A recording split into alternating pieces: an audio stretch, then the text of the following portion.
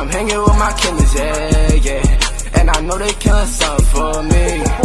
And you hanging with them niggas, yeah, yeah. But they gon' switch up on you soon and you gon' see.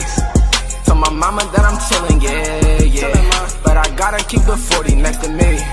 Yeah, I was locked up in that prison, yeah, yeah. I'm just happy that they let a nigga free. What's up, YouTube?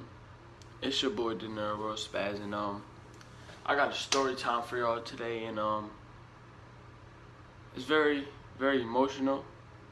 But I mean, you know, we starting a little family, you know, Spaz family, you know, Dinero Spaz family, whatever y'all want to call it. Leave me some comment down below, for some, you know, names, and yeah. So I'ma share the time with y'all when I found out that my mom passed away, and you know how I found out and where I was at, and you know the steps and stuff that happened that led on to, you know, what had happened to her.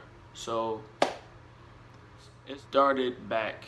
So we lived in Dover, in front of George Washington Elementary School, right in front of there.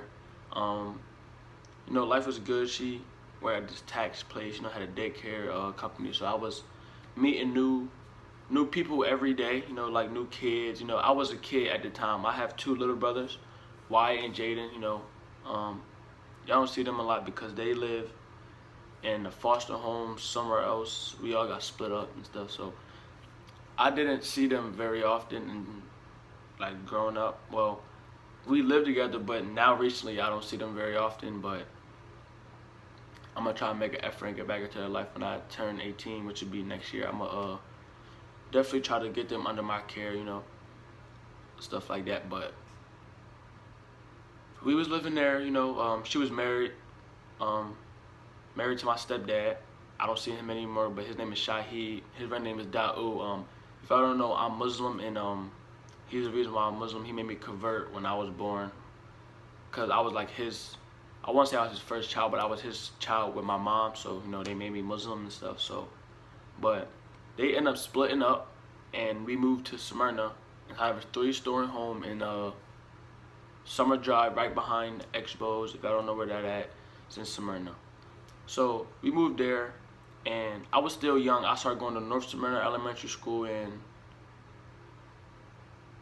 stuff started getting hard. I ain't gonna lie, you know, electric cut off. You know, sometimes we would, feel me, have to leave.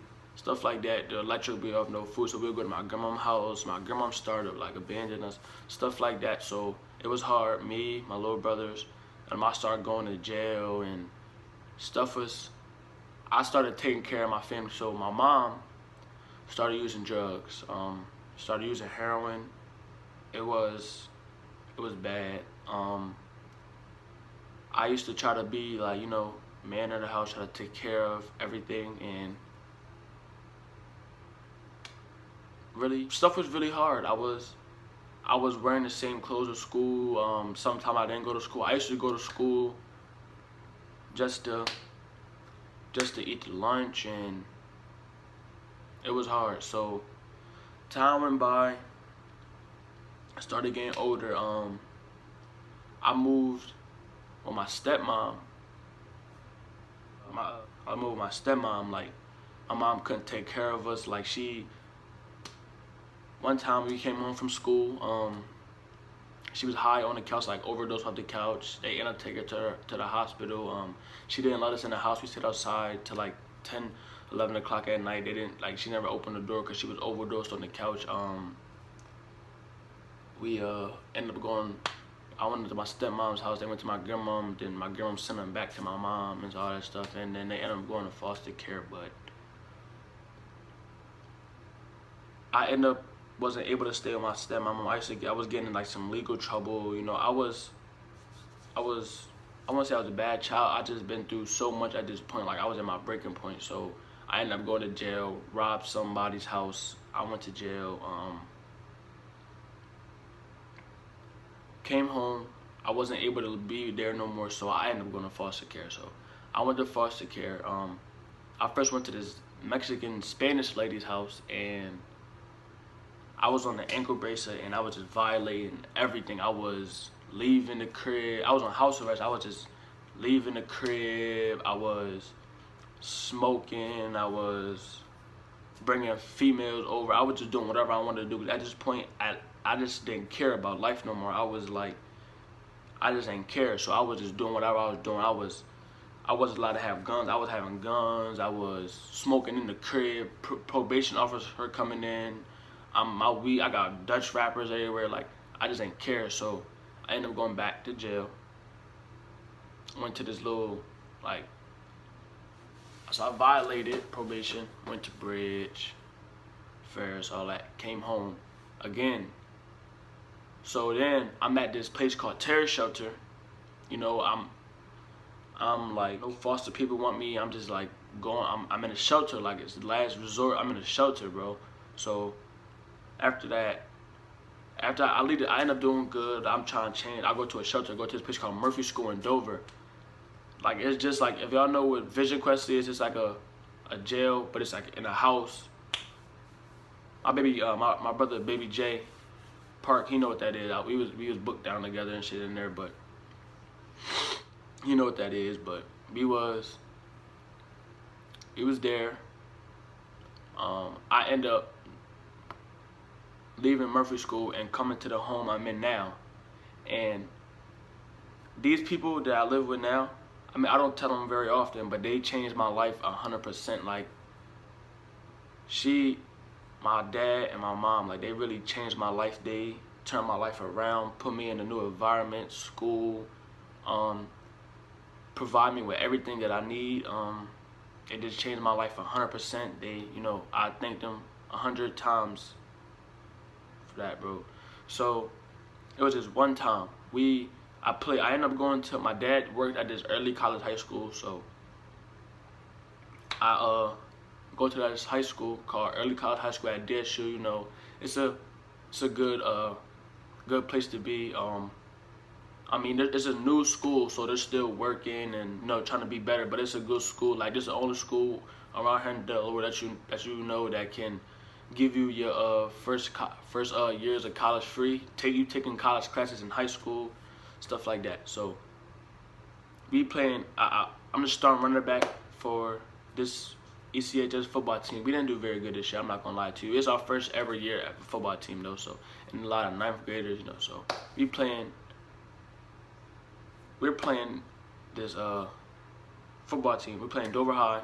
I'm not thinking anything of it. I'm just thinking, like, you know, like, I'm still keeping in contact with my mom every day. Like, mind you, I'm at these other places before, these shelters and stuff like that. I'm running away, going to where my mom at, you know, for me, just taking care of my mom. Like, she not eating, I'm feeding her, I'm doing all this stuff. Like, I'm really taking care of my mom, making sure she cool. So I'm at this place. I'm like so happy that I'm finally in a stable place that I'm forgetting about my mom, and I'm not meaning to. Like, it still hurt me. Like, now, like, I won't ever get over, you know, what happened, stuff like that. So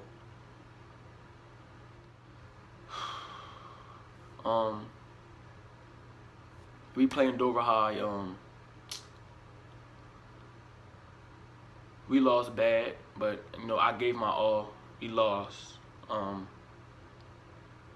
My coach drove me home this day. Like, usually my mom, she came to a lot of the games. My brother came. I hear my mom in the stands. Let's go, number 30.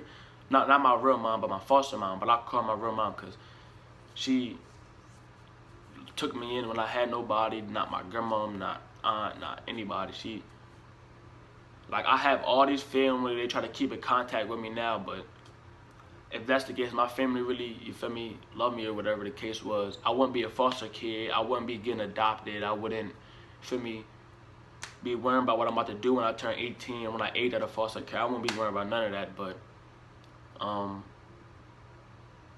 yeah, so we finished the football game. My coach, we all on the bus. We get back to the school, you feel me, drop all the equipment off, blah blah blah.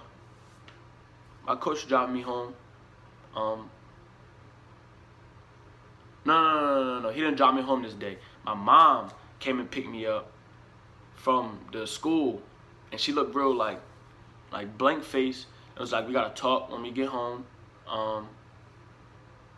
I'm thinking like, that's the look when I get in trouble. Like I maybe like at this point like life was still like my life was still in the middle of changes. So I'm still getting in trouble in school, not worrying about, you feel me, just still getting in trouble in school, all this type stuff. So I'm in school.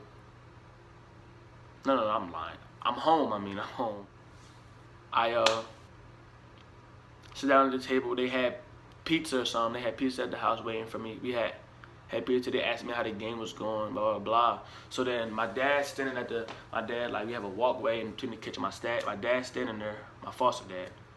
Don't talk to my dad. I don't know where his dad was going on, but my dad's standing there. My dad's not a touchy person, but my dad comes up behind me and like puts his hands on my shoulders, like massage my shoulders a little bit.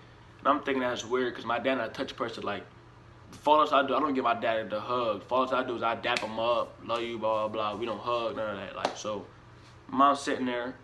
She about to get her pizza out the box, blah, blah, blah. She puts her pizza down and says, I got to talk to you. And I'm like, well, I got in trouble at school? She like, no, you didn't get in trouble. I'm like, all right, so what happened? So she said, I got a call from the social worker. Your mom passed away this morning in the jail. And it felt like the whole world just like stopped, like it just got quiet. Like everything was still like, my dog was outside and I heard him barking, but when he said that, everything just stopped. Like he could have still been barking or whatever the case was, but I felt like everything just like stopped. And I didn't want to eat no more. I didn't talk for a week. I didn't eat. Like it just felt different. Like life felt different.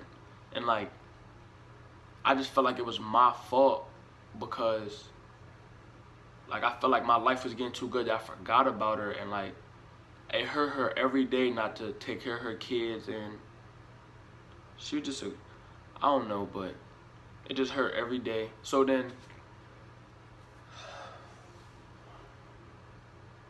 alright, so after they told me that my grandma got in contact with me. Didn't get in contact with me in years. Got in contact with me was, mind you, she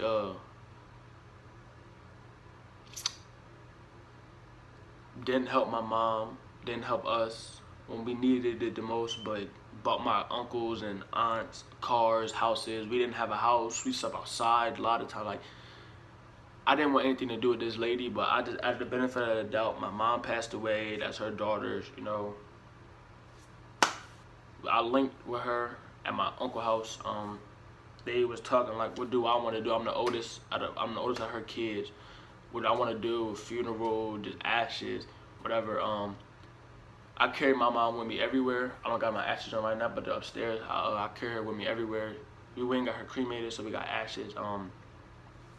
The worst, I mean, I think it hit harder. Like, I still didn't really believe. Like, I cried so many nights.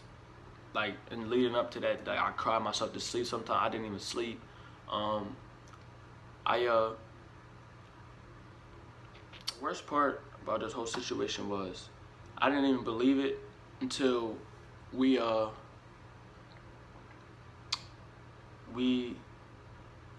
went to go see her for the last time before they cremated her. We were at this funeral home in the middle of Dover. We went, and she was laying there.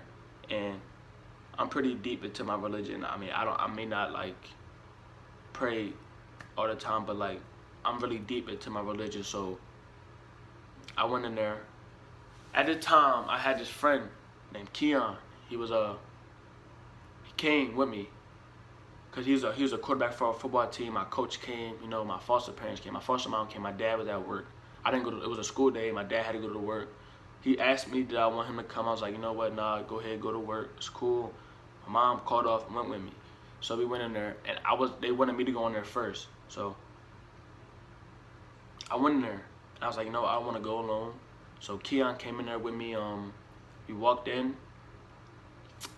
there. I seen her there, and she looked like my mom. If y'all don't know, I'm light skinned. My mom's white, my dad's black. But I walked in there, and she looked whiter than white. Like she looked real pale and like had bruises on her face Her face was yellow. Like they didn't put no makeup on her, didn't clean her, didn't nothing. Like that's exactly how they found her when she passed away, is what we seen. And she had like orange stuff on her face, which was from being maced inside jail. She was in jail when she passed away. She was maced. Supposedly she was beaten, stuff. So there's a lawsuit behind it and stuff. I'm not gonna get into that, but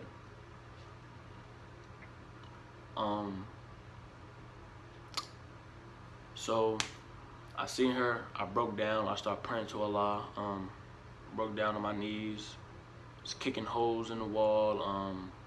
I was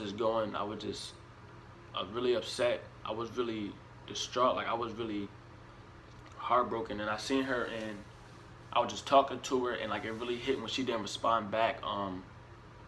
I gave her a kiss on the forehead, and then I walked out, and I just heard everybody in there crying and all that stuff. But I didn't feel as if they really cared for her as me and my brothers did, because through all these hard times, we was only we was all we had. Me, my mom, and my two little brothers. Like we been through it all. We stuck through it, but we was strong. And it's just, I'm sorry. I'm sorry it had to happen this way, Mom. But I'm gonna make you proud, and yeah. But that's how it happened. And thank y'all for watching this story time, and try to get this to 50 likes again. And let me know what other story time you want me to do down below in the comments. Let's get this to 50 likes, like I said. And thanks for watching. Till next time, we out, Spaz Gang. Yeah.